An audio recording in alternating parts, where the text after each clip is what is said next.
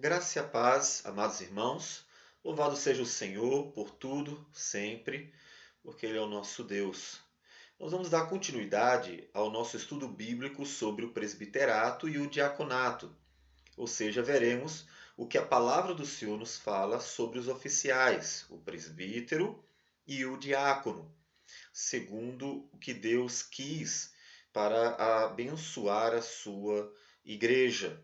Nós vamos orar ao Senhor e em seguida nós faremos a leitura de Atos dos Apóstolos, capítulo 20, versículos 17 a 38. E nesse texto veremos o que Deus nos diz sobre esse ofício. Na verdade, hoje, o ofício de presbítero, mais especificamente. Vamos orar ao nosso Deus. Senhor Deus amado, muito obrigado por tudo, por tua graça e misericórdia. Colocamos as nossas vidas nas tuas mãos sempre, para que o teu nome seja bendito nela, de forma que seja santificado o teu nome, assim na terra como nos céus. Que o Senhor nos dirija conforme a tua vontade, de forma que a tua palavra, Senhor, seja aplicada aos nossos corações. Em nome de Jesus, que nós oramos e agradecemos por tudo. Amém. Sim. Vamos fazer então a leitura do texto de Atos dos Apóstolos, capítulo 20, versículo 17 a 38, que nos diz assim: De Mileto mandou a Éfeso chamar os presbíteros da igreja. E quando se encontraram com ele, disse-lhes: Vós bem sabeis como foi que me conduzi entre vós em todo o tempo, desde o primeiro dia em que entrei na Ásia, servindo ao Senhor com toda a humildade, lágrimas e provações que pelas ciladas dos judeus me sobrevieram, jamais deixando de vos anunciar coisa alguma proveitosa e de vô-la ensinar publicamente e também de casa em casa, testificando tanto a judeus como a gregos o arrependimento para com Deus e a fé em nosso Senhor Jesus Cristo. E agora, constrangido em meu espírito, vou para Jerusalém, não sabendo o que ali me acontecerá, senão que o Espírito Santo, de cidade em cidade, me assegura que me esperam cadeias e tribulações. Porém, em nada considero a vida preciosa para mim mesmo, contanto que complete a minha carreira e o ministério que recebi do Senhor Jesus, para testemunhar o Evangelho da graça de Deus. Agora eu sei que todos vós, em cujo meio passei pregando o reino, não vereis mais o meu rosto. Portanto, eu vos protesto, no dia de hoje, que estou limpo do sangue de todos, porque jamais deixei de vos anunciar todo o desígnio de Deus. Atendei por vós e por todo o rebanho sobre o qual o Espírito Santo vos constituiu bispos, para pastoreardes a igreja de Deus, a qual ele comprou com o seu próprio sangue. Eu sei que depois da minha partida, entre vós penetrarão lobos vorazes, que não pouparão o rebanho, e que dentre vós mesmos se levantarão homens falando coisas pervertidas, para arrastar os discípulos atrás deles. Portanto, vigiai, lembrando-vos de que, por 3 anos, noite e dia, não cessei de admoestar, com lágrimas a cada um. Agora, pois, encomendo-vos ao Senhor e à palavra da sua graça, que tem poder para vos edificar e dar herança entre todos os que são santificados. De ninguém cobicei prata, nem ouro, nem vestes. Vós mesmos sabeis que estas mãos serviram para o que me era necessário, a mim e aos que estavam comigo. Tenho-vos mostrado em tudo que, trabalhando assim, é mister socorrer os necessitados e recordar as palavras do próprio Senhor Jesus. Mais bem-aventurado é dar que receber. Tendo dito estas coisas, ajoelhando-se, orou com todos eles. Então houve grande pranto entre todos, e abraçando afetuosamente a Paulo, o beijavam. entristecidos especialmente pela palavra que ele dissera, que não mais veriam o seu rosto, e acompanharam-no até ao navio. Pois bem, esse é um texto bastante rico no que diz respeito às instruções que devem ser dadas aos pastores e aos presbíteros, tendo em vista que tanto o ministério pastoral quanto o ofício do presbítero servem ao mesmo propósito: pastorear a igreja do Senhor Jesus. Pois bem, vejamos o que o texto nos mostra. Em primeiro lugar, observe que Paulo chama os presbíteros, não a igreja toda. É o que nos diz o versículo 17. De Mileto mandou a Éfeso chamar os presbíteros da igreja. Ele poderia ter chamado toda a igreja para ouvir orientações, tendo em vista que ele sabia que a sua jornada era de ida, não havia volta. E ele poderia ter orientado todos os demais. Mas há uma distinção entre os membros do cristianismo, ou seja, todos os demais irmãos, e aqueles que foram escolhidos especificamente para serem presbíteros, ou seja, pastores do rebanho. Observemos também que aqui não é feita uma distinção entre pastor e presbítero. São todos presbíteros. Todavia, ele está falando para pastores. Ele não está se referindo a presbíteros em detrimento de pastores. Ele está se referindo aos pastores que pastoreiam a igreja lá de Éfeso. Então, todos eles são chamados de presbíteros, mesmo sendo pastores, porque a ideia do ancião ou do presbítero era aquele que liderava, aquele que cuidava dos outros, certo? E no versículo 18, Paulo já inicia mostrando que ele foi o exemplo. Paulo foi o bom exemplo para todos. Ele diz: vós bem sabeis como foi que me conduzi entre vós. Então, Paulo chama a atenção para o fato de que ele foi o modelo. Inclusive, é interessante que esse texto, Atos 20, 17 a 38, tem três partes principais. Além dessa introdução, que é o fato dele chamar, e o final, que é a despedida. Então, além dessas duas partes, introdução e despedida, nós temos três partes principais. O exemplo que Paulo dá, a partir da sua própria vida, de como foi que ele se comportou, lembrando tudo o que ele fez, inclusive seus sentimentos, sua convicção. Os exemplos de Paulo, portanto, que são os versículos 18 a 27. Depois é que ele vai exortar os presbíteros a terem uma conduta pastoral correta, adequada, inclusive tomando como ponto de partida aquilo que Paulo já havia mencionado, os exemplos dele. Então, as exortações de Paulo estão no versículo de 28 a 32. Só que depois dele exortar os presbíteros, ele volta para os exemplos. E o versículo 33 a 35 coroam, fecham todo esse texto com uma volta aos exemplos que o próprio apóstolo Paulo deu em sua conduta perante eles no tempo que esteve com os irmãos. Então o texto ele é adornado com os exemplos de Paulo. Paulo foi modelo para eles.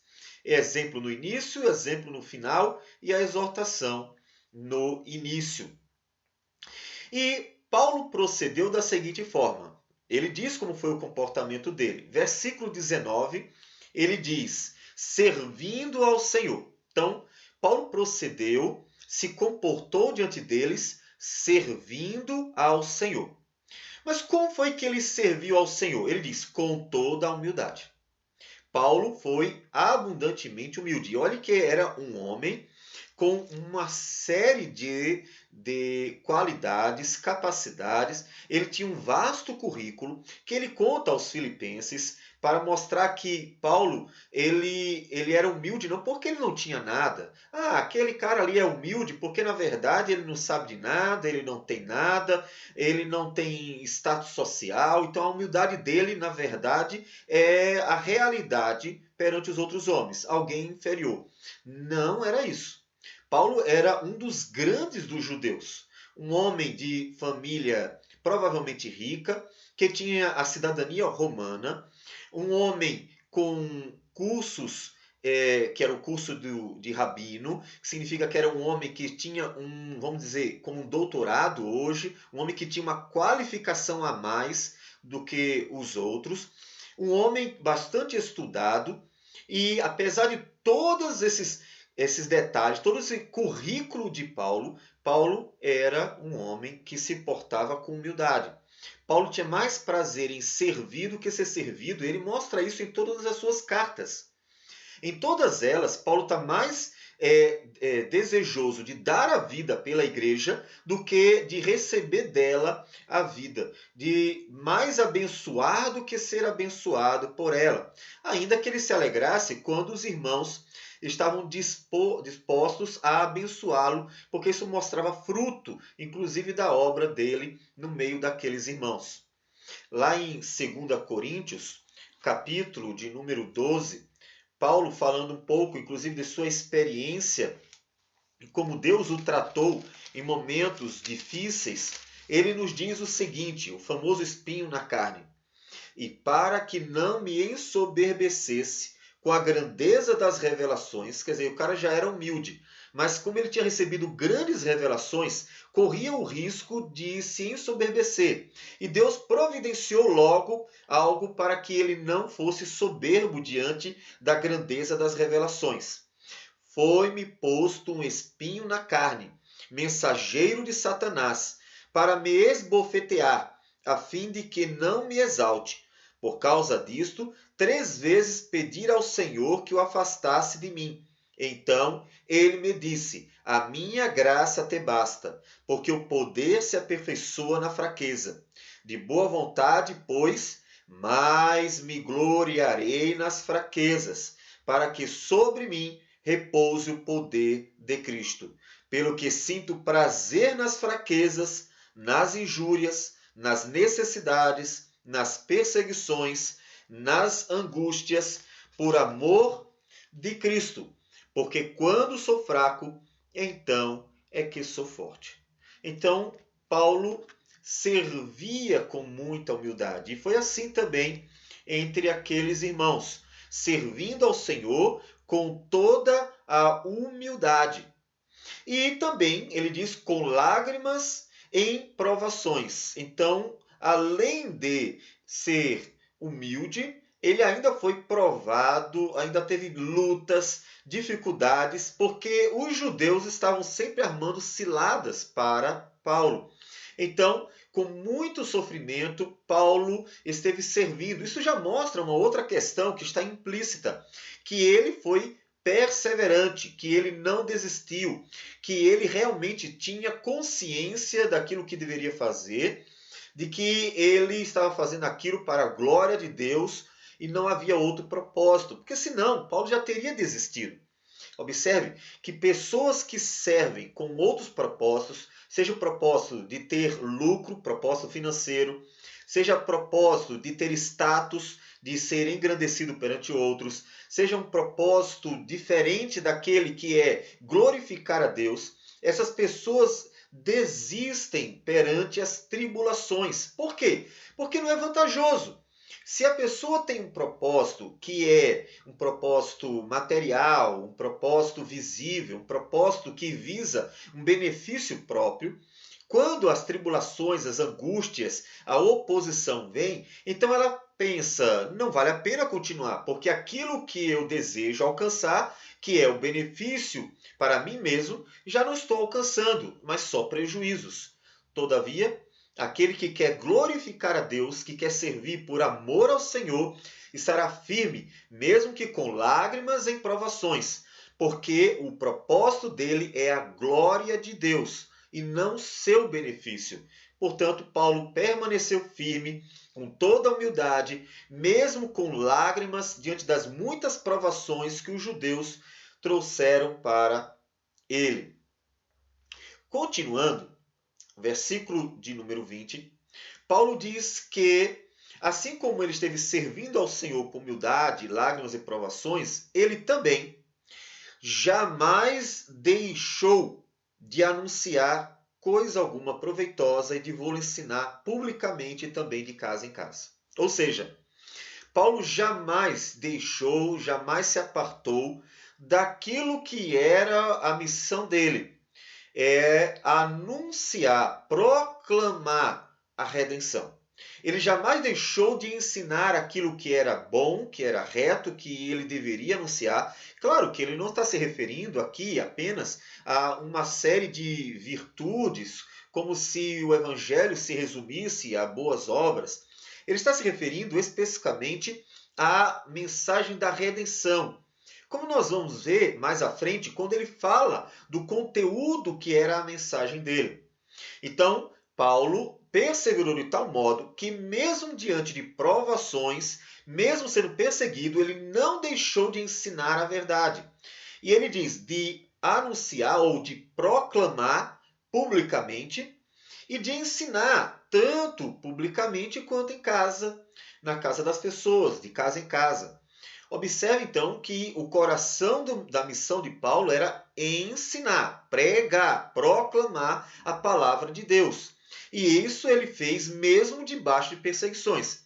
Ele não desistiu, está muito ruim, está muito difícil, eu vou parar de pregar aqui, vou para outro lugar. Não, ele continuou, perseverou. E isso foi, inclusive, frutífero, porque nós encontramos uma igreja saudável lá em Éfeso, que estava servindo ao Senhor. Então, Paulo não deixava de anunciar a palavra por razão alguma. Inclusive, deveríamos pensar nisso em relação à tentação de substituir a pregação da palavra por outras coisas. Deixar de pregar para fazer um louvorzão, para atrair pessoas para dentro da igreja. Deixar de pregar para fazer uma série de programações atraentes que façam que as pessoas se sintam bem no meio da igreja e atraídas queiram ficar lá por causa do ambiente que é agradável, que é favorável, ou que é divertido, e as pessoas são agradáveis e assim por diante. Lembre-se que por nada Paulo deixou de proclamar, de ensinar a palavra. Ele não deixou a palavra de Deus para ir a outras coisas, para fazer uso de outras coisas com o fim de atrair pessoas. Por quê? Porque a palavra de Deus é que é o poder para a salvação.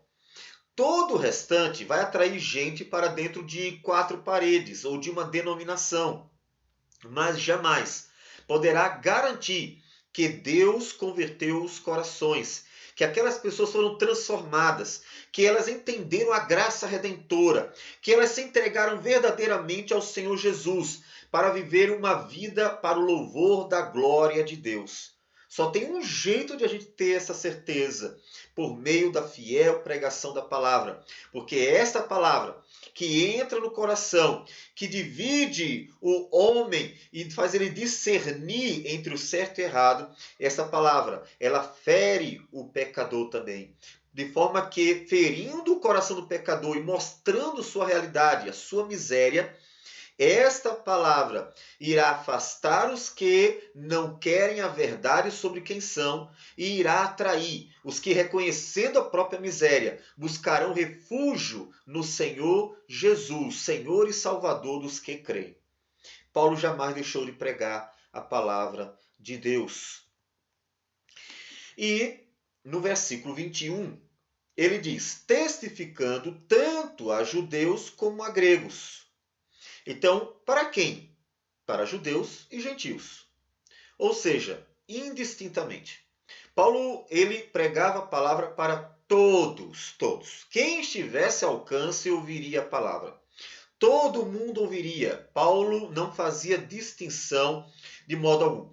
Não importava se era pobre ou se era rico, não importava se era preto ou branco, não importava se era alto ou baixo, não importava se era judeu ou gentil, não importava se era doutor ou analfabeto, não importava qual a realidade da pessoa. Todas as pessoas precisavam ouvir a pregação da palavra de Deus, indistintamente. E Paulo pregou para todos. Pregou a palavra. E logo em seguida ele diz aquilo que nós mencionamos anteriormente, o conteúdo da mensagem. Ele diz no versículo 21, repetindo, testificando tanto a judeus como a gregos o arrependimento para com Deus e a fé em nosso Senhor Jesus Cristo. Então, qual era o conteúdo da mensagem de Paulo? Vejam, duas coisas aqui. Arrependimento para com Deus, ou seja, a conversão a Deus. A pessoa deveria se converter, se arrepender dos seus pecados, reconhecer sua miséria, reconhecer sua incapacidade de se justificar diante de Deus, reconhecer a necessidade de uma justiça externa que não estava na própria pessoa. Isso é a conversão a Deus, se voltar para Deus. E observe, isso também para judeus. Mas os judeus já não eram o povo de Deus. Mas se o judeu estivesse vivendo uma prática religiosa e não tivesse verdadeiramente em seu coração uma conversão, se o judeu tivesse todas as práticas religiosas, participasse das três principais festas, a festa da Páscoa, a festa do Pentecostes e a festa do Tabernáculo, sacrificasse, portanto, a Deus anualmente e tivesse todos os demais, as demais práticas do judaísmo, até as tradições ensinadas, e não tivesse verdadeiramente em seu coração o amar a Deus de todo o seu coração, uma conversão legítima, o reconhecer a miséria, como acontecia com os fariseus, que tendo praticado tudo o que a religião mandava, não conseguiam perceber que não havia justiça neles e se achavam justos aos seus próprios olhos. Portanto, se fossem assim, esses judeus também precisavam de conversão. Não era só gentios, os judeus. Em outras palavras, podemos dizer que hoje, quando pregamos para pessoas que se dizem cristãs, podemos esperar que algumas delas também precisem de conversão. Porque não adianta estar dentro de uma denominação, é preciso se converter ao Senhor Jesus. E Paulo pregava isto, o arrependimento para com Deus, a conversão. E ele diz, e a fé em nosso Senhor Jesus Cristo. Então, dois elementos básicos para a entrada no cristianismo e que Paulo anunciava. Era preciso se converter a Deus, se arrepender dos seus pecados diante de Deus e crer no Senhor Jesus. Em outras palavras, nós poderíamos dizer, era preciso reconhecer que era pecador para se arrepender de seus pecados, mas não adianta se arrepender dos seus pecados se não tiver alguém que o justifique diante de Deus. Então, o segundo passo é reconhecer que Jesus Cristo é o justo e o justificador daqueles que creem. Percebe que as duas mensagens se completam e então essa era a mensagem que dava entrada ao cristianismo naqueles dias. E Paulo se dedicou bastante na pregação da mensagem fundamental para que as pessoas de fato se tornassem cristãs, viessem verdadeiramente a ser salvas pelo Senhor Jesus. Então Paulo fez isso com muita firmeza. Firmeza, como ele diz no versículo 22 e 23 também, porque ele diz que agora estava constrangido de que ele teria que ir para Jerusalém e o Espírito Santo estava anunciando de cidade em cidade que essa ida a Jerusalém significava sofrer cadeias e tribulações. Então observe que Paulo está indo para a boca dos leões. Paulo está indo até o problema. Não porque ele esteja querendo sofrer gratuitamente, mas porque era necessário dar testemunho para os judeus e depois seguir para César, dando testemunho ao coração do Império Romano e assim podendo abrir portas para o cristianismo ou mesmo então fechar portas por meio daquilo que aconteceu depois, a perseguição imperial ao cristianismo. De uma forma ou de outra, Deus seria glorificado no fato do evangelho chegar ao coração do Império Romano, o coração do Império da época. Então, Paulo mostra que ele está disposto mesmo a morrer pelo evangelho. Percebe nisso? Paulo está disposto a sofrer. Veja que, como Paulo está dando exemplo, tudo isso deve ser aplicado aos presbíteros ou pastores. Porque Paulo está dando exemplo para que eles copiem. Ou seja, eles deveriam proclamar a todas as pessoas a palavra de Deus indistintamente, sem fazer de forma alguma distinção por qualquer que fosse a razão. Eles deveriam pregar a mensagem fundamental do Evangelho, ainda que não fosse a única, até porque quando nós lemos as cartas de Paulo, nós encontramos muito mais do que esta mensagem básica.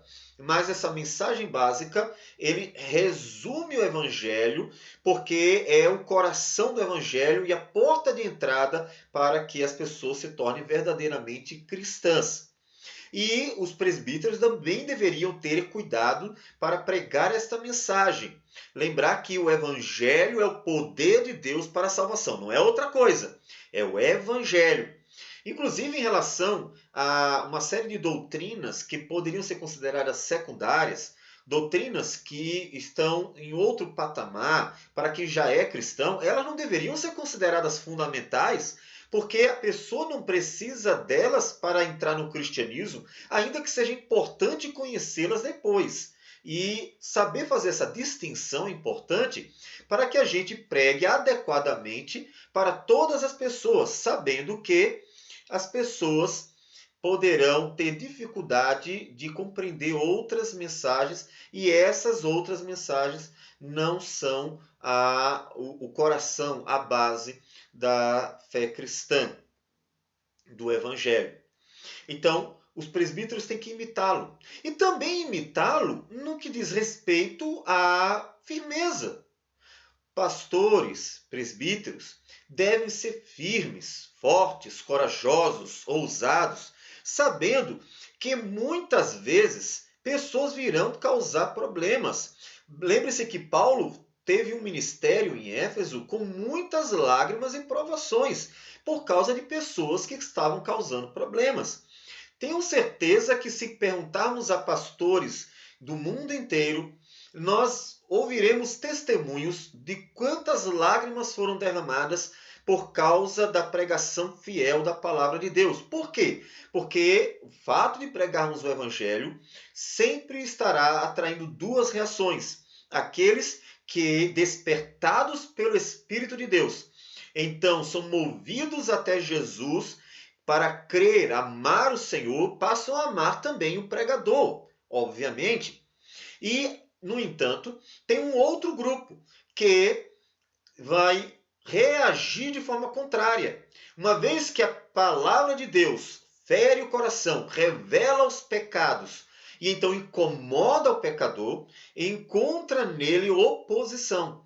E são esses que costumam trazer muitas lágrimas aos pastores e aos presbíteros fiéis, porque eles se tornam perseguidores. Não se engane, há perseguidores do evangelho dentro do cristianismo, dentro das denominações, que são aqueles que tentam impedir o avanço do reino, que gostam de igrejas que se tornam vazias no que diz respeito à pregação da palavra e que se alimentam meramente de uma vida social. Ou seja, eles parecem ser pessoas que amam a igreja, mas eles só gostam daquilo que é aparente e que não incomoda. Por isso que a pregação fiel ela é necessária, porque qualquer outra pregação que massageie o ego dos pecadores não incomodará, não atrairá perseguição, mas o evangelho do Senhor incomoda e com certeza trará também perseguições por causa daqueles que vão odiar ouvir a verdade, que é a palavra de Deus. E os presbíteros devem estar atentos a tudo isso.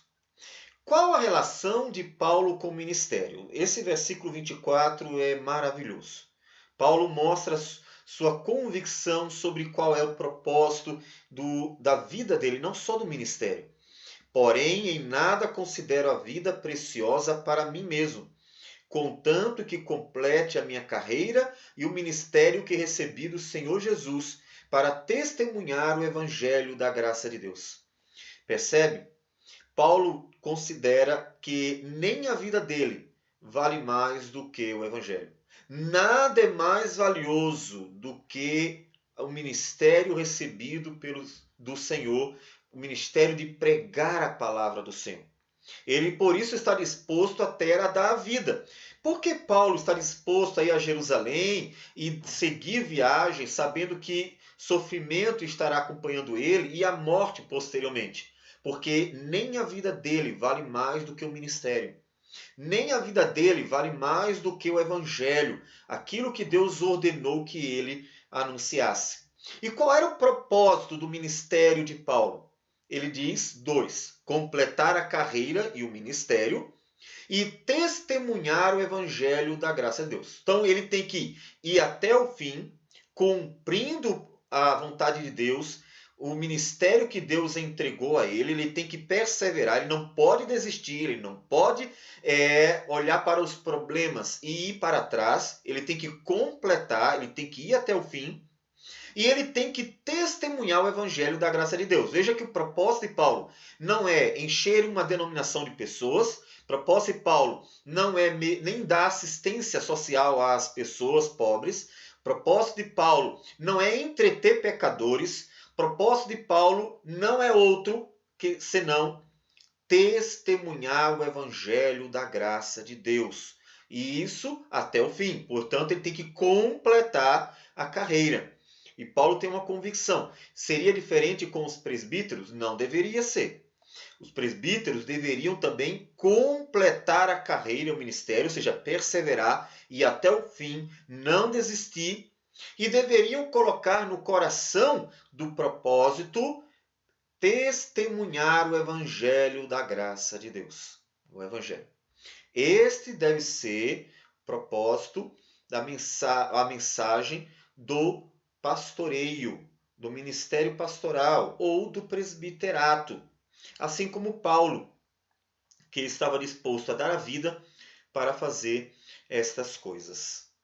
Observe então, ainda que vão surgir mais 3 verbos, mas observe que Paulo usa 7 vezes verbos que se referem ao propósito do ministério pastoral, ou do presbítero. No versículo 20, ele falou sobre anunciar ou proclamar. Ainda no versículo 20, ele falou de ensinar publicamente também de casa em casa. Então, ensinar. No versículo 21, ele se refere ao testificar, tanto a judeu quanto a grego. Então, testemunhar, anunciar pelo testemunho, pela testificação daquilo que estava em suas mãos, que era a palavra de Deus. Também no versículo 24, ele falou que ele deveria testemunhar o evangelho da graça de Deus. No versículo 25, Paulo fala que passou pregando o reino. Então, pregar a palavra. No versículo 27, ele fala que jamais deixou de anunciar ou proclamar a palavra do Senhor. E no versículo 31, Paulo diz que não cessou de admoestar com lágrimas a cada um.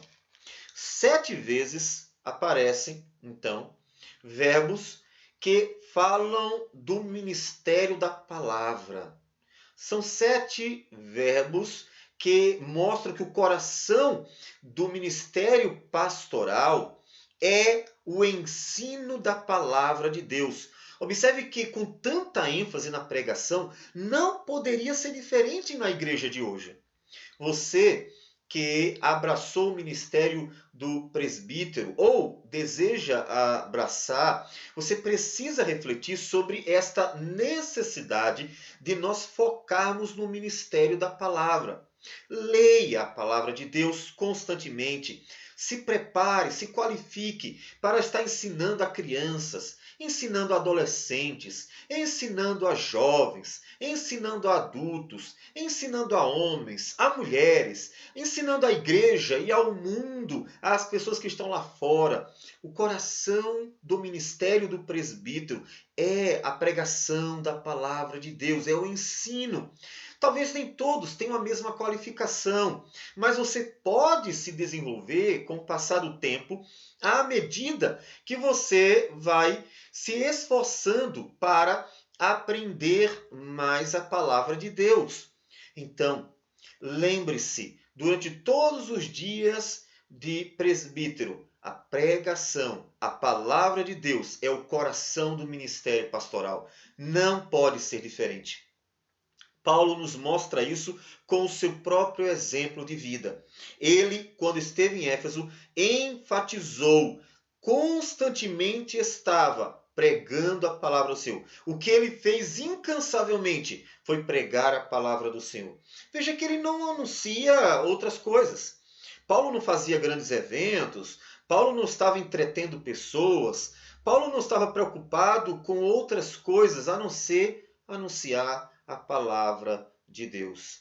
É isso que nós devemos fazer ainda hoje. É o coração do ministério pastoral. Foi com Paulo, tem que ser conosco também. Lembre-se que Paulo está ensinando, exortando, admoestando, orientando, dando exemplo aos presbíteros para que eles copiem, para que eles façam a mesma coisa, para que eles repitam aquilo que Paulo fez diante deles, porque eles sabiam como ele havia se conduzido o tempo inteiro. Então imitem. Vocês viram o que eu fiz? Façam o mesmo. Porque esse é o mandato de Deus, essa é a ordenança de Deus, que vocês pastoreiem por meio do fiel ensino da palavra do Senhor.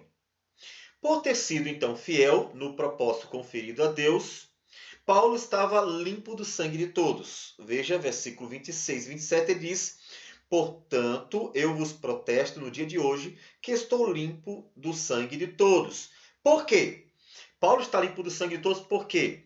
Porque Paulo divertiu o pessoal, foi um cara legal, Paulo era carismático, Paulo sempre agradava o público, Paulo foi um bom administrador. O que fez com que Paulo tivesse a consciência de que estava limpo do sangue de todos? Versículo 27. Porque jamais deixei de vos anunciar todo o desígnio de Deus. O que fazia com que Paulo estivesse tranquilo em seu coração não era o carisma, não era o número de pessoas que ele agradou, e nem outra razão. Uma única: o fato dele jamais ter deixado de anunciar todo o desígnio de Deus. Ele não teve medo de anunciar toda a verdade, aquela verdade mais dura, que dói o coração, a de que o homem é pecador e incapaz de agradar a Deus, que nada merece e que Deus é Senhor soberano e absoluto sobre todos e tem o direito de, então, conduzir o homem conforme a sua vontade. Isto é duro de ouvir, porque faz o homem se sentir miserável, mas também de pregar a graça da redenção, do amor, da justiça divina, que traz ao pecador um benefício para a eternidade, a salvação. Ele não deixou de anunciar toda a palavra de Deus. Toda. Não deixe de anunciar. Anuncie a verdade. Leia a Escritura e anuncie toda. Não tenha medo. Ah, será que eles vão gostar de ouvir isso? Ah, acho que as mulheres vão achar muito duro se eu disser a verdade de que Deus escolheu o homem para liderar a família e a sociedade. Acho que vai ser muito duro se eu disser que o homem é pecador e que, portanto, ele precisa se humilhar diante do Senhor da glória. Mas esta é a verdade. Não tenha medo de anunciar a verdade. Anuncie toda a palavra de Deus, sabendo que Deus é poderoso para quebrantar os corações pelo poder do Espírito e então dar vida àquele pecador que, em vez de odiar esta mensagem, passará a amá-la profundamente, porque foi quebrantado, foi arrebatado até Deus pelo poder do Espírito que toca no coração irresistivelmente. Confie nisso, como Paulo confiou, e jamais deixou de anunciar toda a palavra de Deus. Toda. E como nós falamos, todos eram testemunhas disso. Todos sabiam como Paulo havia se comportado. Então, aquilo que Paulo estava dizendo, eles mesmos confirmariam. É verdade, Paulo foi assim mesmo, nós somos testemunhas disso. Então, mais uma razão para que eles imitassem Paulo. E é nesse momento, então, a partir do versículo 28, que Paulo deixa de contar o seu exemplo para exortar os presbíteros a serem fiéis no exercício do presbiterato. E aparece o primeiro imperativo para exortá-los a cumprirem este ministério. Atendei por vós e por todo o rebanho sobre o qual o Espírito Santo vos constituiu bispos, para pastoreardes a igreja de Deus, a qual ele comprou com o seu próprio sangue. Ou seja, cuidai, tende atenção, atendei, devotai atenção. A quê? A cuidarem de si mesmos e do rebanho. É importante observarmos que ele diz, atendei por vós, cuidem de vocês mesmos.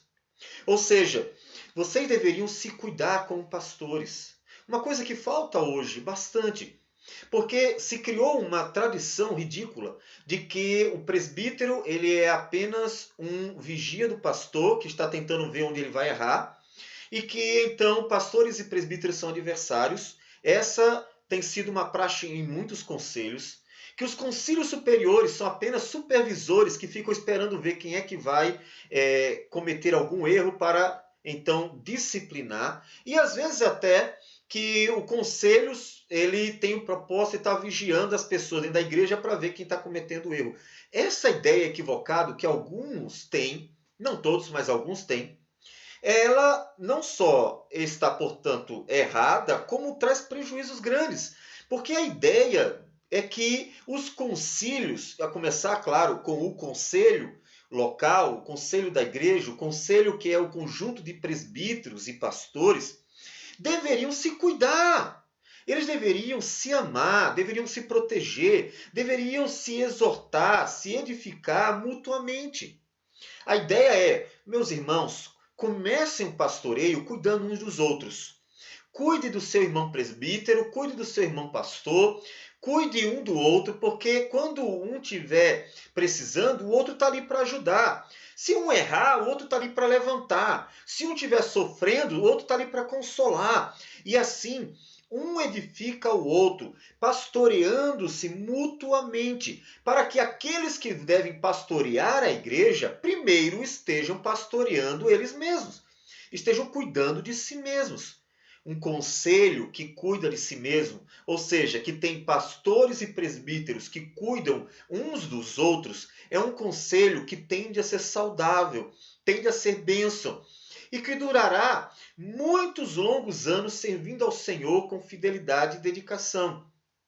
Ou seja, dificilmente, inclusive, teremos troca de pastores em conselhos que têm todo esse cuidado e amor um para com os outros, porque entenderam que o propósito de todos é cuidar mutuamente e não estar fiscalizando ou supervisionando ou espionando para ver se o outro vai cair em algum momento. Não é essa a ideia, não. Mas, uma vez que eles estão cuidando deles, também deveriam cuidar de todo o rebanho. Então, cuidem de vocês e cuidem do rebanho.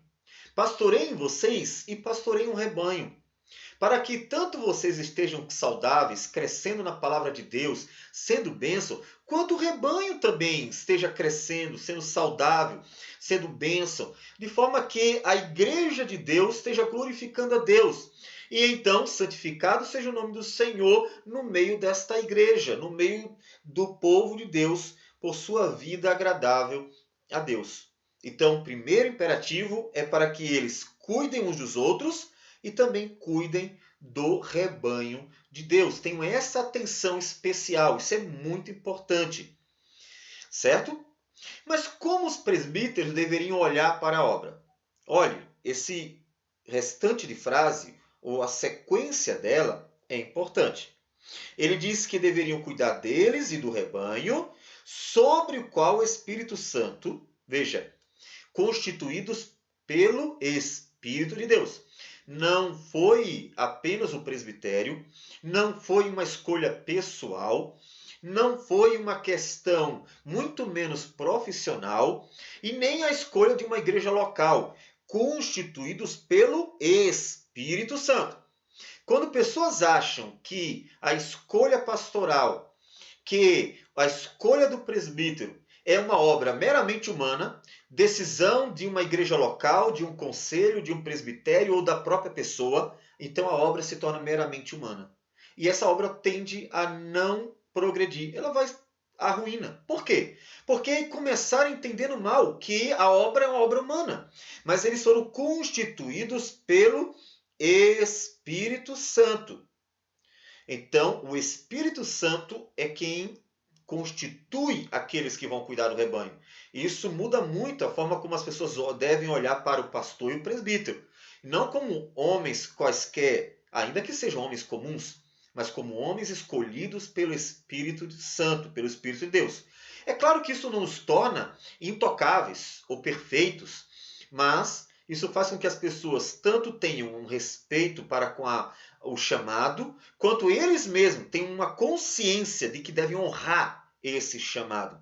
Tanto os de fora quanto a própria pessoa tem um olhar diferente, uma seriedade, uma solenidade, uma valorização do ministério, porque é o Espírito Santo quem constitui. E ele continua dizendo: vos constituiu bispos para pastoreardes a igreja de Deus. Qual é o propósito desse chamado do Espírito Santo? Não é uma profissão, então não visa o lucro. Não é para entreter as pessoas, então a igreja não é picadeiro. O propósito é que pastoreiem, cuidem da igreja. Não é administrar uma empresa, também não. É pastorear. Ainda que hoje, como conselhos locais, seja necessário algumas práticas mais administrativas, mas elas devem ser colocadas ao mínimo, ou devem ser tratadas de forma mínima possível. Ou seja, quanto mais dedicação às questões pastorais, melhor. Quanto menos nos dedicarmos a questões administrativas, melhor. Porque o foco daquilo que Deus, pelo Espírito Santo, constituiu é pastorear o rebanho de Deus. Que, continua o texto, nos diz: a qual ele comprou com o seu próprio sangue.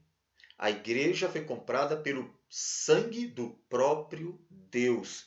Veja que aqui, inclusive, fica bem explícita a questão da divindade de Cristo, né?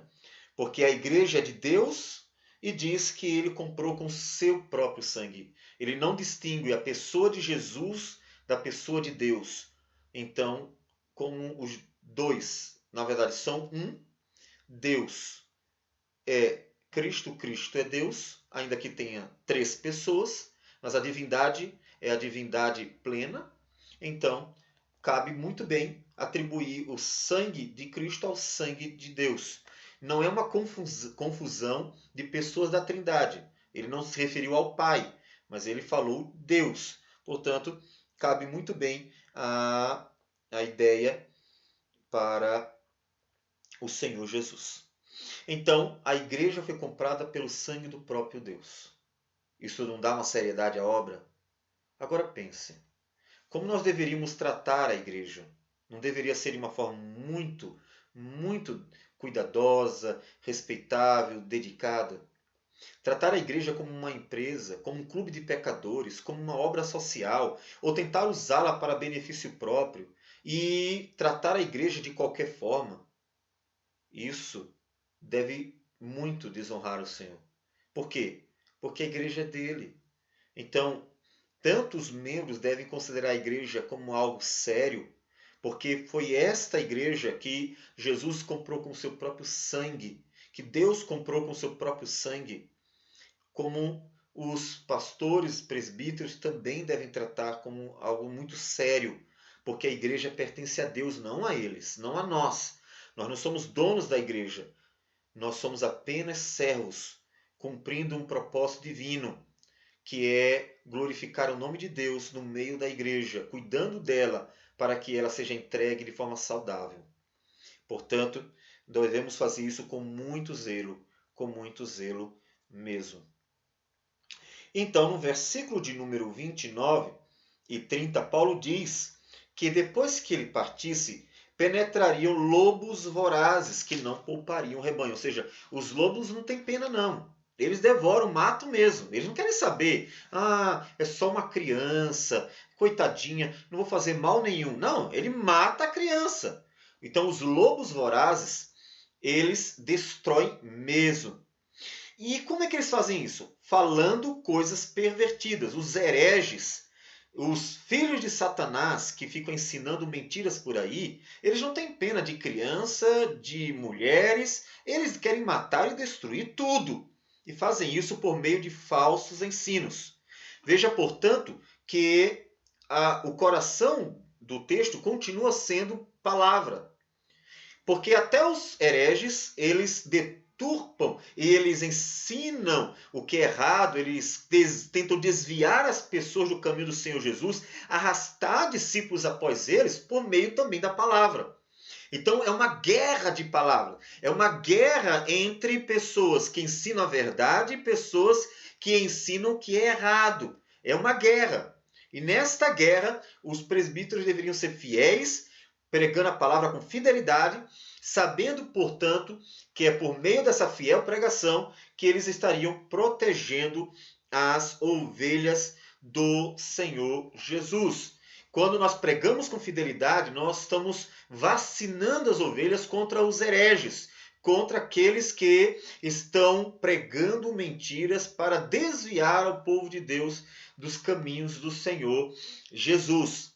Então, esse cuidado é muito importante. Uma igreja que está cheia, que tem muitos eventos, que faz muitas coisas agradáveis e atraentes, mas que não é ensinada com profundidade, que não tem a palavra de Deus em seu seio em todo o tempo, que não persevera na edificação, em ouvir a palavra, em crescer, é uma igreja que está sujeita a todo tipo de heresia, a todo tipo de lobo voraz. Então, papel pastoral é proteger também as ovelhas por meio da fiel pregação. É assim que as ovelhas irão ficar protegidas contra esses lobos vorazes. Versículo então 31 aparece mais um imperativo, tá? O segundo imperativo que está assim: portanto, vigiai. Lembrando-vos de que por 3 anos, noite e dia, não cessei de admoestar com lágrimas a cada um. Vigiai, estai alertas, ficai atentos. É o segundo imperativo. Eles deveriam estar cuidando das ovelhas, vigiando para não deixar que os lobos vorazes tirassem os discípulos do caminho do Senhor Jesus. Ou seja, protegendo o tempo todo. Como é que se protege o tempo todo? Ensinando, exortando, admoestando com a palavra de Deus, ou pela pregação fiel da palavra de Deus. Então, Paulo, podemos dizer, está concluindo as suas admoestações. E nessa conclusão que nós encontramos no versículo 32, ele diz: agora, pois, estão diante de tudo isso, encomendo-vos ou confio vocês entrego vocês ao Senhor e à palavra da sua graça, que tem poder para vos edificar e dar herança entre todos os que são santificados. Então a conclusão de Paulo é que agora, depois de tudo que eu falei, eu confio vocês a Deus e eu confio vocês à palavra da graça. Veja que ele entrega os presbíteros ao Senhor para que façam a obra para a glória do Senhor, na presença do Senhor, servindo ao Senhor. Não é para servir a homens, não é para servir a um sistema, uma denominação, é ao Senhor. Porque se substituirmos o serviço ao Senhor por qualquer outro, então teremos trocado o Deus da igreja, o Senhor da glória, por outras coisas que não são dignas de nosso serviço completo, um serviço que deve ser prestado tão somente ao Senhor. Ainda que nós devamos servir uns aos outros. Todavia, quando nós pensamos no serviço, no ministério, o coração dele é servir a Deus. Por que isso? Porque, como aconteceu com Pedro e com João, os fariseus, os saduceus, os sacerdotes, eles pressionaram, ordenaram com uma série de ameaças que eles parassem de pregar a verdade. Eles eram judeus, inclusive os líderes, e mandaram que eles parassem de pregar sobre Jesus, pregar a Cristo. Quando nós não servimos a Deus em primeiro lugar, que é o coração do ministério, e servimos a homens, então estamos sujeitos a parar de anunciar a verdade com medo de homens, com medo de que pessoas então nos façam mal. Então, o nosso serviço é ao Senhor, em primeiro lugar. E depois, obviamente, como uma consequência, nós servimos às pessoas. Mas aqui, Paulo está confiando eles ao Senhor, entregando eles às mãos do Senhor para que façam a obra na presença de Deus. E a palavra da graça. Ou seja, eles deveriam fazer tudo para a glória de Deus e deveriam fazer isso por meio do conhecimento e pregação fiel da palavra do Senhor Jesus, que é o Evangelho, a mensagem do Senhor Jesus. Está aqui na mão de vocês, a palavra da graça. Confio vocês ao Senhor e a esta palavra, que vocês façam a obra glorificando a Deus e anunciando esta palavra. Porque é ela que tem poder para vos edificar e dar herança entre todos os que são santificados. Veja, qual é a mensagem que tem poder para edificar a igreja? É o Evangelho, é a palavra da graça. Qual é a mensagem que tem poder para dar herança entre todos os que são santificados? É a palavra da graça. Então, eles deveriam ter um foco muito certo quanto ao fato de que deveriam conhecer e anunciar essa palavra, a palavra da graça, a mensagem do Evangelho. No versículo 35, ele, depois de ter falado mais um pouco sobre seu exemplo, que nós não vamos repetir, ele diz que Jesus recordou as palavras do Senhor Jesus, que diz: mais bem-aventurado é dar que receber. Então, ele lembra aos presbíteros que deveriam fazer tudo com prazer de dar. Inclusive, ele diz também cuidando dos necessitados, que não é o coração do evangelho, mas ele está se referindo a fazer do ministério uma dádiva. Então, eles deveriam usar a vida para dar aos outros, deveriam ter prazer em dar aos outros, deveriam ter prazer de abençoar os outros, de cuidar dos outros. Esse não é o coração do ministério, mas é para que eles lembrassem que o propósito não era tirar da igreja, mas era dar à igreja. Não era tirar das pessoas, mas dar às pessoas aquilo que Deus conferiu a elas, a palavra do Senhor. Então, mais bem-aventurado é dar do que receber. Então, eles deveriam estar sempre dispostos a abençoar e a dar de si mesmo para os outros. Após, então, as admoestações, Paulo diz no versículo 36, tendo dito estas coisas, ajoelhando-se, orou com todos eles. Então, Paulo, então, chama os presbíteros para orar.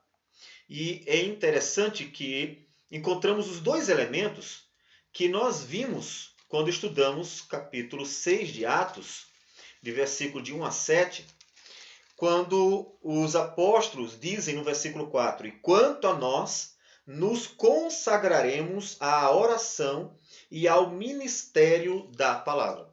Veja que o ministério da palavra é central em Atos 20, de 17 a 38, e aparece também a oração que Paulo faz junto aos presbíteros.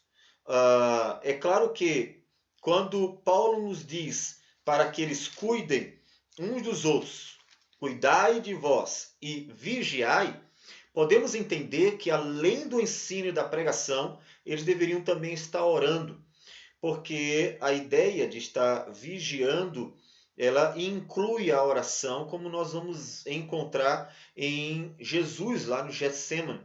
E ele mesmo disse aos apóstolos, vigiai, e aí ele estava se referindo à oração. Então, eles deveriam ter a palavra e a oração. Esses dois elementos são fundamentais, são os dois elementos que compõem o ministério. Palavra de Deus e oração. Palavra de Deus e oração. Então, nós devemos dar uma ênfase muito grande a essas coisas. Não só a palavra, mas a oração também. Às vezes, nós estudamos demais a palavra e esquecemos de orar. E há alguns que oram demais e esquecem da palavra. As duas coisas devem andar juntas, porque a palavra de Deus, ela nos foi confiada para anunciarmos com fidelidade e excelência, e a oração é a nossa dependência de Deus, e inclusive na nossa dependência para pregar a palavra com fidelidade, para compreendermos, como Paulo ora, pedindo ao Senhor, como ele diz aos Colossenses, que pedia a Deus para que eles compreendessem a palavra de Deus. Então veja, a oração a serviço da palavra. Então as duas coisas têm que andar junto. Pregue a palavra, conheça a palavra, mas ore, dependa de Deus. Os conselhos deveriam estar muito mais do que pensando em administrar, gastar o dinheiro da igreja, fazer reformas e construções e outras questões burocráticas e administrativas. Os conselhos deveriam gastar horas de suas reuniões orando a Deus e estudando a palavra. E esse tem sido um problema sério em nossos dias. As pessoas estão, por causa da complexidade que é a denominação, tão envolvidas com questões burocráticas, com questões que são não só secundárias, são terciárias, que estão esquecendo do coração, do fundamental, que é a palavra e a oração. Ou seja, é capaz de nós termos pastores que são excelentes administradores, mas mal conhecem a palavra de Deus. Pouco conseguem ensinar com excelência. Conhecem mais a constituição da igreja do que a própria palavra de Deus. Não tem alguma coisa errada? Tem alguma coisa errada. Então vamos trocar essa ordem e botar no local certo as coisas. Nós precisamos colocar no coração dos pastores e presbíteros, dos conselhos locais, dos concílios, presbíteros, sínodos, e pensando em todas as denominações, conforme as suas subdivisões, colocar a palavra de Deus e a oração no coração. Esses dois elementos são centrais. O restante é restante. Então, ainda que possam ser necessários em alguma medida, devem ser considerados apenas como algo completamente secundário. Algo que fica para depois. Algo que deve ser dado pouca importância, menor importância, comparada à palavra e à oração. Porque a palavra de Deus e a oração foram confiados aos líderes, aos presbíteros, aos pastores, desde os apóstolos. Então, vamos voltar a isso. Reunião de conselho, reunião para estudo da palavra e para a oração. Para decisões baseadas na palavra de Deus e na direção do Espírito Santo, que nos conduz dando sabedoria para fazer a vontade de Deus. Em seguida, após a oração, ocorre uma manifestação de afeto que é maravilhosa. Então houve grande pranto entre todos e, abraçando afetuosamente a Paulo, o beijavam, entristecidos especialmente pela palavra que ele dissera, que não mais veriam o seu rosto, e acompanharam-no até o navio. Apesar de ser um momento triste, ele é um momento encantador, porque ele mostra que havia amor dentro daquele conselho pastoral. Veja, o conselho pastoral ele tem que ser exemplo na comunhão. Como nós lemos em Atos dos Apóstolos, capítulo 2, no versículo de número 42, um texto belíssimo que fala da igreja, tem que começar pelo conselho. E perseveravam na doutrina dos apóstolos e na comunhão, no partir do pão e nas orações. Veja, se a igreja tem que ter comunhão, quem deve começar essa comunhão? O conselho, são os líderes, eles devem ser exemplo, como Paulo mostrou que ele era exemplo para os presbíteros. Então, assim como Paulo, o apóstolo, era exemplo para os presbíteros que deveriam imitá-lo, também os pastores e presbíteros devem ser exemplo para a igreja. Ou seja, quando nós pregamos sobre o amor, sobre a comunhão, sobre unidade, sobre servirmos uns aos outros, nós, como conselhos locais e até outros conselhos superiores, deveríamos ser exemplo, modelo, e não estarmos apenas ensinando, quando na verdade não conseguimos colocar em prática nem mesmo entre nós. Isso fica estranho, incoerente e se torna um problema, uma pedra de tropeço para a igreja, o que não glorifica a Deus, portanto. Então, devemos cultivar a comunhão dentro do conselho pastoral. Todos os que creram estavam juntos e tinham tudo em comum. Então, a comunhão, o conselho tem que ser modelo em comunhão. Essa comunhão gostosa que nós vemos em Atos 20, versículo 36 a 38. O conselho também deve ser modelo na unidade. Veja que lá em 1 Coríntios, capítulo de número 1, versículo 10, Paulo roga pelo Senhor Jesus que faleis a mesma coisa e que não haja entre vós divisões, antes sejais inteiramente unidos na mesma disposição mental e no mesmo parecer. Ou seja, unidade. Unidade significa que há uma disposição de todos para fazer com que a igreja e o conselho pastoral ande pelo mesmo caminho, siga a mesma direção. É claro que isso não significa fazer a vontade de um só. Olha, vamos ter unidade. Significa o quê? Fazer tudo o que fulano quer. Mas se a unidade é fazer o que um único quer, já não é uma unidade, isso é escravidão. Isso significa que alguém está manipulando e dominando sobre os outros. Isso não é unidade. Unidade também visa uma consciência de que o outro pode estar certo.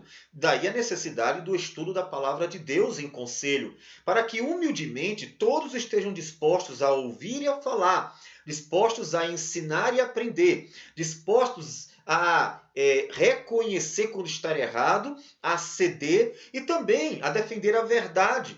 Então, algo que deve ser trabalhado no coração do conselho pastoral, para que haja uma unidade. É algo ativo, não é apenas passivo. E, como diz também Filipenses, capítulo de número 2, no versículo de número 2, Paulo nos diz: completai a minha alegria, de modo que penseis a mesma coisa, tenhais o mesmo amor, sejais unidos de alma, tendo o mesmo sentimento. Se o conselho não consegue ser exemplo na comunhão e na unidade, o conselho está com um problema.